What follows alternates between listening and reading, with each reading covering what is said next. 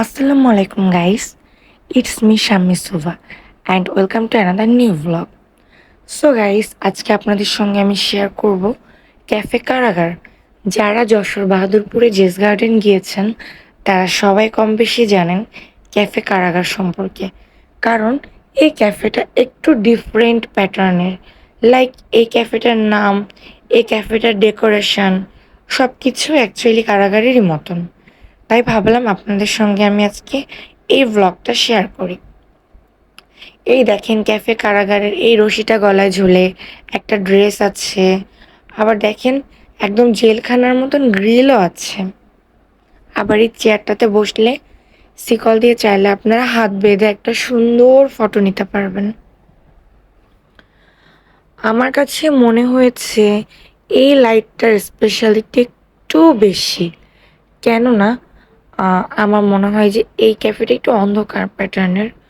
So এই লাইটগুলোর ভেতরে আসলে ফটো তুললে খুব বেশি ভালো আসে না। দ্যাটস ওয়াই আমি খুব ক্লিয়ার কোনো ভ্লগ করতে পারিনি। আর আপনারা দেখতেই পাচ্ছেন যে পরিবেশটা একটু কেমন যেন ঝিমঝিমে টাইপসের।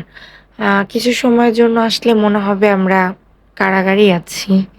আর এই ড্রেসটা আমি আপনাদেরকে একটু দেখাই। চাইলে কিন্তু এটা পরে আপনারা ফটোশ্যুট করতেই পারেন, বিষয়টা একদম মন্দ হবে না। আর এই দড়িটাও মনে হয় যে ফটোশ্যুটের জন্য খুব পারফেক্ট হবে। বাট আমার কাছে মনে হয়েছে এসি না থাকার কারণে এই ক্যাফেটা অত্যন্ত গরম। যেহেতু এটা আলো বাতাস ঢোকার কোনো অপশন তারা রাখেনি, সো গরমে আসলেই খুব কষ্ট।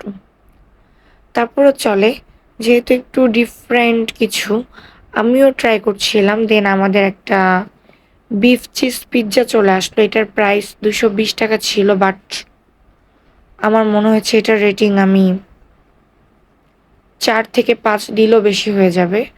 আর ফালুদা ছিল যেটার প্রাইস 150 করে ছিল, বাট তাদের কোয়ান্টিটি আসলে 150 টাকার ফালুদা ছিল না।